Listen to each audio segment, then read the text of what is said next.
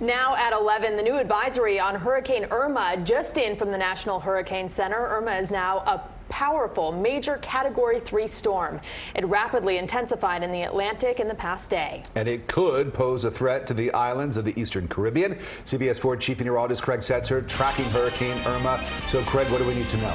Well, the new advisory is in, and there's really no big surprises, which is a good thing. There's no real good news or bad news in the advisory. Irma now kind of at a steady state, Category 3 with winds 115 miles an hour after going through about a 30-hour period of rapid intensification. Category 3 about 700 miles east of the islands there and moving west-northwest at 12. The future track unchanged from the earlier advisory, basically west-northwest and then west-southwest, and forecast to become Category 4 sometime on Monday and continuing through Tuesday.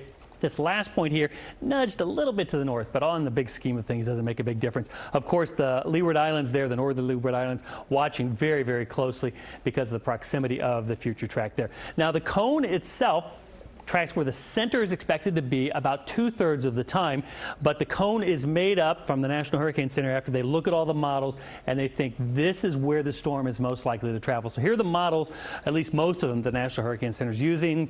You can see there, most of them in the middle of the cone, a few more on the upper side or northern part of the cone, but pretty much encompassed by the cone there. Now, there are two primary models that we look at, global models we call them, and they do a fairly good job of tracking the hurricanes. And in this case, the U.S.'s GFS model and the European model here. The European model tends to do a little bit better, and this is why we're going to continue to watch very closely, because the evening run on the GFS model about halfway between Bermuda and the Bahamas. The Euro model, though, uncomfortably close to South Florida. This is the Friday time frame here. Now, it's probably not going to be until later in the weekend or maybe even early next week that we'll get a better handle on which model is going to be more correct. Could be a split between the two. We'd welcome that away from the Bahamas, but we don't want to see the Euro model solution. That would not be good, obviously, so we'll be watching that closely. Here is Irma tonight, and in the scope of things, it's kind of a small hurricane. You can see it way out there. Small hurricanes go up and down in intensity. Probably doesn't mean much in the big picture.